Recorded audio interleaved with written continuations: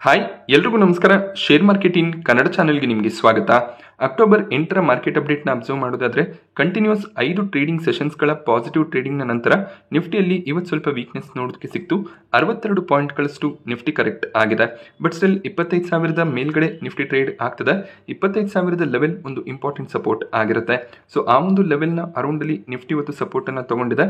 But higher ಲೆವೆಲ್ಗಳಲ್ಲಿ Nifty sustain ಕೂಡ ಆಗಿಲ್ಲ. ಒಂದು ವೊಲಟೈಲ್ ಟ್ರೇಡಿಂಗ್ ಇವತ್ತು ನಿಫ್ಟಿಯಲ್ಲಿ ನೋಡೋದಕ್ಕೆ ಸಿಕ್ಕಿದೆ. ಹಾಗೆ 25,046 ಅರೌಂಡಲ್ಲಿ ನಿಫ್ಟಿ ಕ್ಲೋಸಿಂಗ್ ಅನ್ನು ಕೊಟ್ಟಿದೆ. ಸೆನ್ಸೆಕ್ಸ್ ನಲ್ಲಿ ಕೂಡ 0.2% ಕರೆಕ್ಷನ್ ನೋಡೋದಕ್ಕೆ ಸಿಕ್ತು. 153 ಪಾಯಿಂಟ್ಗಳಷ್ಟು ಸೆನ್ಸೆಕ್ಸ್ ಕರೆಕ್ಟ್ ಆಗಿದೆ. ಬ್ಯಾಂಕ್ ನಿಫ್ಟಿಯಲ್ಲಿ ಕೂಡ 221 ಪಾಯಿಂಟ್ಗಳ ಕರೆಕ್ಷನ್ ಇವತ್ತು ನೋಡೋದಕ್ಕೆ ಸಿಕ್ತು. 0.4% ಬ್ಯಾಂಕ್ ನಿಫ್ಟಿ ಕರೆಕ್ಟ್ ಆಗಿದೆ. CLSA ಲಾರೆನ್ಸ್ ಬ್ಯಾಲೆಂಕೋ ಅವರು ನಿಫ್ಟಿಯ ಟಾರ್ಗೆಟ್ಸ್ ಅನ್ನು ಕೊಟ್ಟಿದ್ದಾರೆ. ಡಿಸೆಂಬರ್ 2025 ಕೊನೆಯಲ್ಲಿ ಅಥವಾ ಅರ್ಲಿ 2026ರಲ್ಲಿ ಅಂದರೆ ಜನವರಿ ಫೆಬ್ರವರಿ 2026 ವೇಳೆಗೆ ನಿಫ್ಟಿ ಮತ್ತೆ all time high levels 26,300 levels ಅನ್ನು ರೀಚ್ ಮಾಡುತ್ತೆ ಅನ್ನೋದು ಇವರ ಒಂದು ವ್ಯೂ ಆಗಿರುತ್ತೆ. ಸೊ ಗ್ಲೋಬಲ್ ಈಕ್ವಿಟೀಸ್ಗಳಲ್ಲಿ ಸ್ವಲ್ಪ ಕರೆಕ್ಷನ್ ಬಂದಾಗ ಅದರ ಒಂದು ಅಡ್ವಾಂಟೇಜ್ ಇಂಡಿಯನ್ ಮಾರ್ಕೆಟ್ಗೆ ಸಿಗುತ್ತೆ. ಹಾಗೆ ಡಾಲರ್ ಪೊಟೆನ್ಷಿಯಲಿ ವೀಕ್ ಆಗ್ತಾ ಹೋದಾಗ ನಿಫ್ಟಿ ಸ್ಟ್ರಾಂಗ್ ಆಗಿ ಗೇನ್ ಆಗ್ಬೋದು ಅಂತ ಇವರು ಪ್ರಿಡಿಕ್ಟ್ ಮಾಡ್ತಿದ್ದಾರೆ. ಹಾಗೆ ಲಾಂಗ್ ಟರ್ಮ್ ಟಾರ್ಗೆಟ್ಸ್ಗಳನ್ನು ಕೂಡ ಕೊಟ್ಟಿದ್ದಾರೆ. 2029-30 ಫಿನಾನ್ಷಿಯಲ್ ಇಯರ್ನ ವೇಳೆಗೆ ನಿಫ್ಟಿ 37,000ರಿಂದ 40,000 ಲೆವೆಲ್ಸ್ ಅನ್ನು ಟಚ್ ಮಾಡ್ಬೋದು ಅನ್ನೋದು ಇವರ ವ್ಯೂ ಆಗಿರುತ್ತೆ.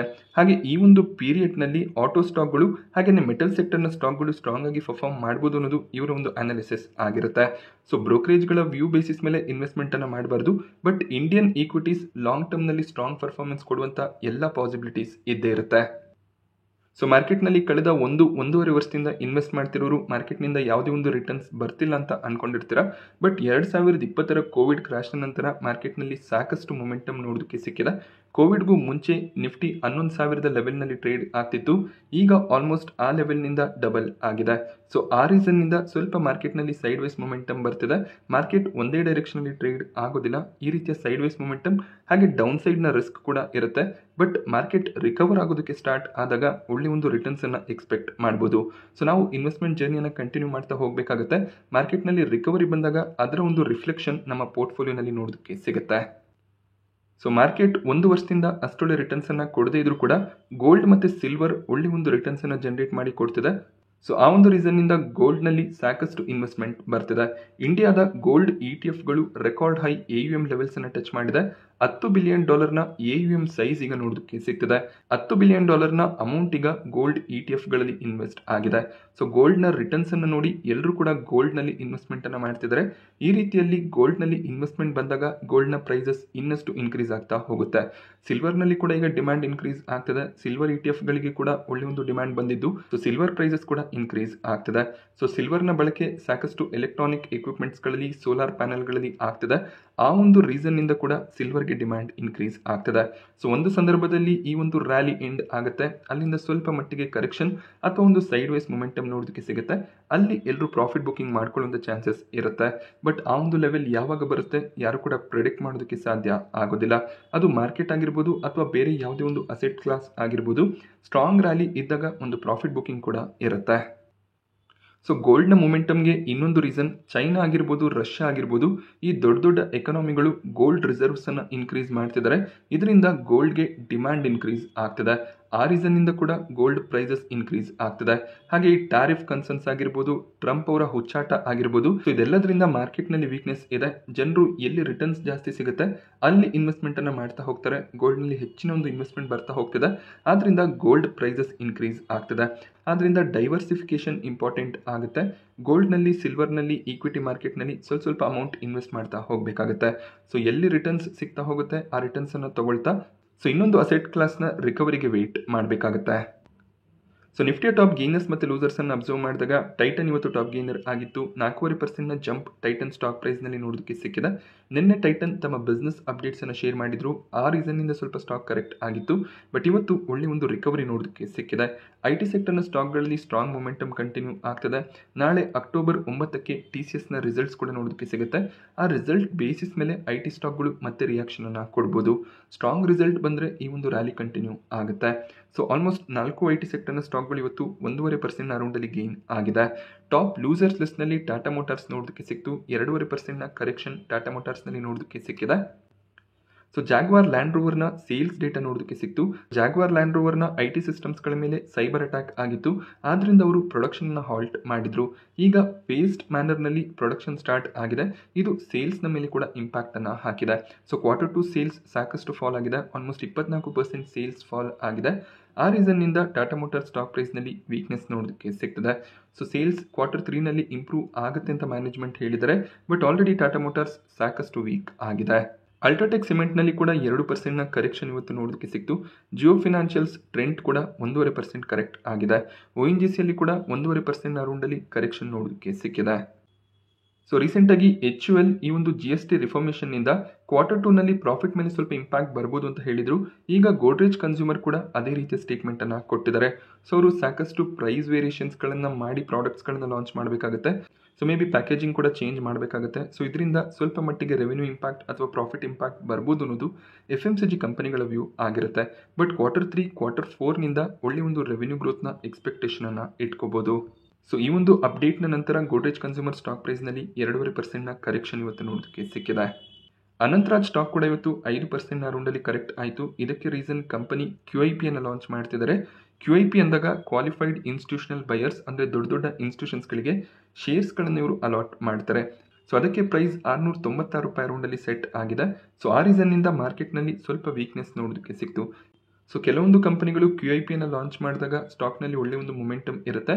ಬಟ್ ಕೆಲವೊಂದಿಷ್ಟು ಕಂಪನಿಗಳಲ್ಲಿ ಸೊ ಏನು ಇಶ್ಯೂ ಪ್ರೈಸ್ ಫಿಕ್ಸ್ ಆಗಿರುತ್ತೆ ಆ ಪ್ರೈಸ್ನ ಹತ್ತಿರ ಮಾರ್ಕೆಟ್ ಪ್ರೈಸ್ ಕೂಡ ಟ್ರೇಡ್ ಆಗೋದಕ್ಕೆ ಸ್ಟಾರ್ಟ್ ಆಗುತ್ತೆ.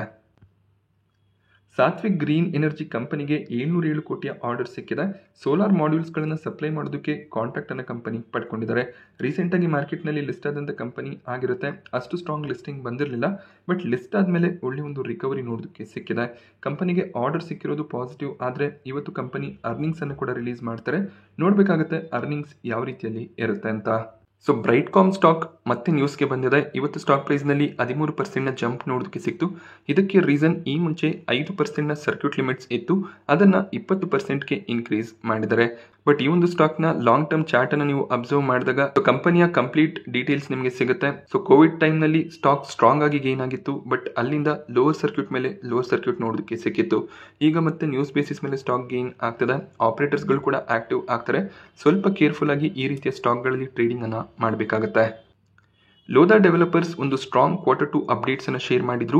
4570 ಕೋಟಿಯ ಪ್ರೀ ಸೇಲ್ಸ್ ಅನ್ನು ಡಿಕ್ಲೇರ್ ಮಾಡಿದ್ರು. ಬಟ್ ಈ ಒಂದು ಅಪ್ಡೇಟ್ಸ್ ಬಂದ ಮೇಲೂ ಕೂಡ ಸ್ಟಾಕ್ ಪ್ರೈಸ್ನಲ್ಲಿ ವೀಕ್ನೆಸ್ ನೋಡೋದಕ್ಕೆ ಸಿಕ್ಕಿದೆ. 1.5% ಅರೌಂಡಲ್ಲಿ ಲೋಧಾ ಡೆವಲಪರ್ಸ್ ಇವತ್ತು ಕರೆಕ್ಟ್ ಆಯಿತು. ಇದಕ್ಕೆ ರೀಸನ್ ಬ್ರೋಕರೇಜ್ಗಳು ಇನ್ನೂ ಸ್ಟ್ರಾಂಗ್ ಎಕ್ಸ್ಪೆಕ್ಟೇಷನ್ನ ಸೇಲ್ಸ್ನಲ್ಲಿ ಇಟ್ಕೊಂಡಿದ್ರು. ಬೇರೆ ರಿಯಾಲಿಟಿ ಕಂಪನಿಗಳಿಗೆ ಕಂಪೇರ್ ಮಾಡಿದಾಗ ಸೊ ಅಷ್ಟೊಳ್ಳೆ ಸೇಲ್ಸ್ ಅನ್ನು ಡಿಕ್ಲೇರ್ ಮಾಡಿಲ್ಲ ಅನ್ನೋದು ಕೆಲವು ಬ್ರೋಕರೇಜ್ಗಳ ವ್ಯೂ ಆಗಿರುತ್ತೆ. ನುವಾಮಾ ಈಗಲೂ ಕೂಡ ಬೈ ರೆಕಮೆಂಡೇಶನ್ ಅನ್ನು ಕೊಡ್ತಾ ಇದ್ದಾರೆ. ಬಟ್ ಕೆಲವು ಬ್ರೋಕರೇಜ್ಗಳು ಟಾರ್ಗೆಟ್ಸ್ ಅನ್ನು ಕಟ್ ಮಾಡಿದ್ದಾರೆ. ಸೊ ಫೈನಲಿ ಪ್ರಾಫಿಟ್ಸ್ ಡಿಕ್ಲೇರ್ ಆಗಬೇಕಾಗುತ್ತೆ. ಆಗ ಒಂದು ಕರೆಕ್ಟ್ ಎಸ್ಟಿಮೇಷನ್ ನಮಗೆ ನೋಡೋದಕ್ಕೆ ಸಿಗುತ್ತೆ. ಇಕ್ಸಿಗೋ ಸ್ಟಾಕ್ ಪ್ರೈಸ್ನಲ್ಲಿ 5.5% ಅರೌಂಡಲ್ಲಿ ಇವತ್ತು ಕರೆಕ್ಷನ್ ನೋಡೋದಕ್ಕೆ ಸಿಕ್ತು. ಇದಕ್ಕೆ ರೀಸನ್ ಕಂಪನಿ ಮಾಡಿದಂಥ ಒಂದು ಸ್ಟೇಟ್ಮೆಂಟ್ ಆಗಿರುತ್ತೆ. ಸೊ ಈ ಒಂದು ಕಂಪನಿಯಲ್ಲಿ 16% ಸ್ಟೇಕನ್ನು ಯಾವುದೋ ಒಬ್ಬ ಇನ್ವೆಸ್ಟರ್ ಬೈ ಮಾಡ್ತಾರೆ ಅಂತ ಇವರು ಸ್ಟೇಟ್ಮೆಂಟನ್ನು ಕೊಟ್ಟಿದ್ರು. ಬಟ್ ಯಾವ ಇನ್ವೆಸ್ಟರ್ ಸ್ಟೇಕನ್ನು ಬೈ ಮಾಡ್ತಿದ್ದಾರೆ ಅದರ ಬಗ್ಗೆ ಇನ್ಫಾರ್ಮೇಷನ್ ಕೊಟ್ಟಿರಲಿಲ್ಲ. ಸೊ ಈ ರೀತಿಯಲ್ಲಿ ಕನ್ಫ್ಯೂಸ್ಡ್ ಸ್ಟೇಟ್ಮೆಂಟ್ಗಳು ಬಂದಾಗ ಇನ್ವೆಸ್ಟರ್ಸ್ಗಳು ಸ್ವಲ್ಪ ಪ್ಯಾನಿಕ್ ಆಗ್ತಾರೆ. ಸೊ ಈಗ ಪ್ರಮೋಟರ್ಸ್ಗಳಿಂದ ಯಾರು ಶೇರ್ಸ್ಗಳನ್ನು ಬೈ ಮಾಡ್ತಿದ್ದಾರೆ, 16% ಸ್ಟೇಕ್ ಎಲ್ಲಿಂದ ಹೋಗುತ್ತೆ, ಕಂಪ್ನಿಯಲ್ಲಿ ಏನಾದರೂ ಪ್ರಾಬ್ಲಮ್ಸ್ ಇದೆಯಾ, ಈ ರೀತಿಯ ಡೌಟ್ಸ್ ಕ್ರಿಯೇಟ್ ಆಗೋದಕ್ಕೆ ಸ್ಟಾರ್ಟ್ ಆಗುತ್ತೆ. ಸೊ ಯಾರು ಶೇರ್ಸ್ಗಳನ್ನ ಬೈ ಮಾಡ್ತಾರೆ ಅನ್ನುವಂಥ ಕರೆಕ್ಟ್ ಇನ್ಫಾರ್ಮೇಷನ್ ಕೊಟ್ಟರೆ ಈ ರೀತಿಯ ಪ್ಯಾನಿಕ್ ಕ್ರಿಯೇಟ್ ಆಗೋದಿಲ್ಲ. ಸೊ ಪ್ಯಾನಿಕ್ನ ರೀಸನ್ನಿಂದ ಸ್ಟಾಕ್ ಸ್ವಲ್ಪ ಕರೆಕ್ಟ್ ಆಗಿದೆ. ಸಂವರ್ಧನ್ ಮದರ್ಸನ್ ಸ್ಟಾಕ್ ಪ್ರೈಸ್ನಲ್ಲಿ 2.5% ಕರೆಕ್ಷನ್ ಇವತ್ತು ನೋಡೋದಕ್ಕೆ ಸಿಕ್ತು. ಇದಕ್ಕೆ ರೀಸನ್ BMW ಕೊಟ್ಟಂತ ಒಂದು ಸ್ಟೇಟ್ಮೆಂಟ್ ಆಗಿರುತ್ತೆ.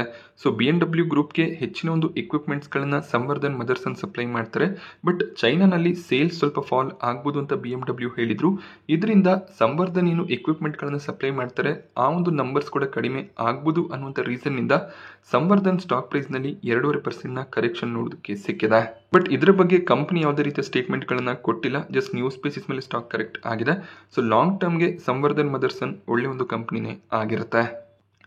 ಓಮ್ ಫ್ರೈಟ್ ಫಾರ್ವರ್ಡರ್ಸ್ ಇವತ್ತು ಮಾರ್ಕೆಟ್ನಲ್ಲಿ ಲಿಸ್ಟ್ ಆಯಿತು. ತುಂಬಾನೇ ನೆಗೆಟಿವ್ ಸೈಡ್ನಲ್ಲಿ ಲಿಸ್ಟಿಂಗ್ ನೋಡೋದಕ್ಕೆ ಸಿಕ್ಕಿದೆ. ಕಂಪನಿ ಸೆಟ್ ಮಾಡಿದಂಥ ಪ್ರೈಸ್ ₹135 ಆಗಿತ್ತು. 81ರ ಪ್ರೈಸ್ನಲ್ಲಿ ಲಿಸ್ಟಿಂಗ್ ನೋಡೋದಕ್ಕೆ ಸಿಕ್ತು. 40% ಡಿಸ್ಕೌಂಟ್ನಲ್ಲಿ ಈ ಒಂದು IPO ಲಿಸ್ಟ್ ಆಗಿದೆ. ಲಿಸ್ಟ್ ಆದಮೇಲೆ ಕೂಡ ಅಷ್ಟೇನು ರಿಕವರಿ ಬರಲಿಲ್ಲ. 85ರ ಪ್ರೈಸ್ನಲ್ಲಿ ಕ್ಲೋಸಿಂಗ್ ನೋಡೋದಕ್ಕೆ ಸಿಕ್ಕಿದೆ. ಸೊ IPOಗಳಲ್ಲಿ ಈ ರೀತಿಯ ರಿಸ್ಕ್ಗಳು ಕೂಡ ಇರುತ್ತೆ. ಗ್ರೇ ಮಾರ್ಕೆಟ್ ಪ್ರೀಮಿಯಂ 0 ತೋರಿಸಿದ್ರು ಕೂಡ ಈ ರೀತಿಯ ನೆಗೆಟಿವ್ ಲಿಸ್ಟಿಂಗ್ಸ್ನ ಪಾಸಿಬಿಲಿಟೀಸ್ ಕೂಡ ಇರುತ್ತೆ. ಸೊ IPOಗಳಲ್ಲಿ ಕೂಡ ರಿಸ್ಕ್ ಇದೆ ಅನ್ನೋದಕ್ಕೆ ಈ ಒಂದು IPO ಕೂಡ ಒಂದು ಉದಾಹರಣೆ ಆಗಿರುತ್ತೆ. ಅಡ್ವಾನ್ಸ್ ಆಗ್ರೋ ಲೈಫ್ ಒಳ್ಳೆ ಒಂದು ಲಿಸ್ಟಿಂಗ್ ಅನ್ನು ಪಡ್ಕೊಂಡಿದೆ. 14% ಪ್ರೀಮಿಯಂ ನೊಂದಿಗೆ ಲಿಸ್ಟಿಂಗ್ ನೋಡೋದಕ್ಕೆ ಸಿಕ್ತು. ಕಂಪನಿ ಸೆಟ್ ಮಾಡಿದಂತ ಪ್ರೈಸ್ ₹100 ಆಗಿತ್ತು. 114ರ ಪ್ರೈಸ್ ನಲ್ಲಿ ಲಿಸ್ಟಿಂಗ್ ನೋಡೋದಕ್ಕೆ ಸಿಕ್ತು. 108ರ ಪ್ರೈಸ್ ನಲ್ಲಿ ಅಡ್ವಾನ್ಸ್ ಆಗ್ರೋ ಲೈಫ್ ಕ್ಲೋಸಿಂಗ್ ಅನ್ನ ಕೊಟ್ಟಿದೆ. ವಿವರ್ಕ್ ನಲ್ಲಿ ಇವತ್ತು ಕೂಡ ಯಾವುದೇ ರೀತಿಯ ಪ್ರೀಮಿಯಂ ಕಾಣಿಸ್ಲಿಲ್ಲ. ಈ ಒಂದು IPO ಫ್ಲಾಟ್ ಆಗಿ ಲಿಸ್ಟ್ ಆಗುವಂಥ ಪಾಸಿಬಿಲಿಟೀಸೇ ಹೆಚ್ಚಾಗಿ ಕಾಣಿಸ್ತಿದೆ. ಮೇ ಬಿ ಮಾರ್ಕೆಟ್ನಲ್ಲಿ ಡಿಮ್ಯಾಂಡ್ ಸ್ವಲ್ಪ ಇನ್ಕ್ರೀಸ್ ಆದರೆ ಸ್ವಲ್ಪ ಮಟ್ಟಿಗೆ ಪಾಸಿಟಿವ್ ಆಗಿ ಲಿಸ್ಟಿಂಗ್ ನೋಡೋದಕ್ಕೆ ಸಿಗ್ಬೋದು. ಟಾಟಾ ಕ್ಯಾಪಿಟಲ್ನ IPO ಕೊನೆ ದಿನದ ಸಬ್ಸ್ಕ್ರಿಪ್ಷನ್ ಎಂಡ್ ಆಗಿದೆ. ಗ್ರೇ ಮಾರ್ಕೆಟ್ ಪ್ರೀಮಿಯಂ ಕೇವಲ ₹2 ಕಾಣಿಸ್ತಿದೆ. ಹೆಚ್ಚಿನ ಲಿಸ್ಟಿಂಗಿನ ಎಕ್ಸ್ಪೆಕ್ಟೇಷನ್ ಗ್ರೇ ಮಾರ್ಕೆಟ್ ಪ್ರೀಮಿಯಂನಿಂದ ಕಾಣಿಸ್ತಿಲ್ಲ. ರಿಟೇಲ್ ಕ್ಯಾಟಗರಿ ಕೇವಲ 1 ಟೈಮ್ನ ರೌಂಡಲ್ಲಿ ಮಾತ್ರ ಸಬ್ಸ್ಕ್ರೈಬ್ ಆಯಿತು. QIB ಕ್ಯಾಟಗರಿ 3.5 ಟೈಮ್ ಸಬ್ಸ್ಕ್ರೈಬ್ ಆಗಿದೆ. HNI ಕ್ಯಾಟಗರಿ ಕೂಡ 2 ಟೈಮ್ನ ರೌಂಡಲ್ಲಿ ಸಬ್ಸ್ಕ್ರೈಬ್ ಆಗಿದೆ. ಎಂಪ್ಲಾಯೀಸ್ 2.5 ಟೈಮ್ಗೂ ಹೆಚ್ಚಾಗಿ ಸಬ್ಸ್ಕ್ರೈಬ್ ಮಾಡ್ಕೊಂಡಿದ್ದಾರೆ. ಟಾಟಾ ಕ್ಯಾಪಿಟಲ್ನ ಫಂಡಮೆಂಟಲ್ಸ್ ಏನೋ ಸ್ಟ್ರಾಂಗ್ ಆಗಿ ಇದೆ, ಬಟ್ ಪ್ರೀಮಿಯಂ ಅಷ್ಟು ಸ್ಟ್ರಾಂಗ್ ಇಲ್ಲದೆ ಇರೋ ರೀಸನ್ನಿಂದ ಸಬ್ಸ್ಕ್ರಿಪ್ಷನ್ಸ್ ಕೂಡ ಸ್ಟ್ರಾಂಗ್ ಆಗಿ ಬಂದಿಲ್ಲ. ಬಟ್ 15,000 ಕೋಟಿಗೂ ಹೆಚ್ಚಿನ ಇಶ್ಯೂ ಸೈಜ್ ಇದ್ದಿದ್ದರಿಂದ ಹೆಚ್ಚಿನ ಅಪ್ಲಿಕೇಶನ್ಸ್ ಬಂದಿದ್ರು ಕೂಡ ನಂಬರ್ಸ್ ನಮಗೆ ಸ್ವಲ್ಪ ಕಡಿಮೆನೇ ಕಾಣಿಸುತ್ತೆ. LG IPOನಲ್ಲಿ ಪ್ರೀಮಿಯಂ ಸ್ವಲ್ಪ ಮಟ್ಟಿಗೆ ಫಾಲ್ ಆಗಿದೆ. ನಿನ್ನೆ ₹320 ಅರೌಂಡಲ್ಲಿ ಗ್ರೇ ಮಾರ್ಕೆಟ್ ಪ್ರೀಮಿಯಂ ಕಾಣಿಸ್ತಿತ್ತು. ಇವತ್ತು 290 ಅರೌಂಡಲ್ಲಿ ಪ್ರೀಮಿಯಂ ಕಾಣಿಸ್ತಿದೆ. ಎರಡನೇ ದಿನದ ಸಬ್ಸ್ಕ್ರಿಪ್ಷನ್ ಅನ್ನು ಅಬ್ಸರ್ವ್ ಮಾಡಿದಾಗ ಟೋಟಲ್ ಆಗಿ ಇಶ್ಯೂ 3.5 ಟೈಮ್ನ ರೌಂಡಲ್ಲಿ ಸಬ್ಸ್ಕ್ರೈಬ್ ಆಗಿದೆ. Retail category already 2 time subscribe ಆಗಿದೆ. ಇದು ಕೂಡ ದೊಡ್ಡ ಸೈಜ್ನ IPOನೇ ಆಗಿರುತ್ತೆ. ಸೊ ಈ ಒಂದು IPOನಲ್ಲಿ ರಿಟೇಲ್ ಕ್ಯಾಟಗರಿ 5 ಟೈಮ್ ಅಥವಾ 6 ಟೈಮ್ ಸಬ್ಸ್ಕ್ರೈಬ್ ಆಗುವಂಥ ಪಾಸಿಬಿಲಿಟೀಸ್ ಇದೆ. ಪ್ರೀಮಿಯಂ ಸ್ಟ್ರಾಂಗ್ ಆಗಿ ಇರೋದ್ರಿಂದ ಕೊನೆ ದಿನ ಒಳ್ಳೆ ಒಂದು ಸಬ್ಸ್ಕ್ರಿಪ್ಷನ್ ಬರುತ್ತೆ. ಇಲ್ಲಿ ಒಳ್ಳೆ ಒಂದು ಲಿಸ್ಟಿಂಗ್ನ ಎಕ್ಸ್ಪೆಕ್ಟೇಷನ್ ಕೂಡ ಇದೆ. ಸೊ ಈ ಒಂದು IPOನಲ್ಲಿ ರಿಸ್ಕ್ ಅನ್ನ ತಗೋಬಹುದಾಗುತ್ತೆ. ಸೊ ನಾನಿವತ್ತು ನಿಮಗೆ ಮಾರ್ಕೆಟ್ನ ಬಗ್ಗೆ ಕೊಟ್ಟಂಥ ಇನ್ಫಾರ್ಮೇಷನ್ ಇಷ್ಟ ಆದರೆ ವಿಡಿಯೋನ ಲೈಕ್ ಮಾಡಿ. ಹಾಗೆ ಇದೇ ರೀತಿಯ ಮಾರ್ಕೆಟ್ ಅಪ್ಡೇಟ್ಸ್ಗಳಿಗೋಸ್ಕರ ಚಾನಲ್ನ ಸಬ್ಸ್ಕ್ರೈಬ್ ಮಾಡ್ಕೊಳ್ಳಿ. Thank you friends.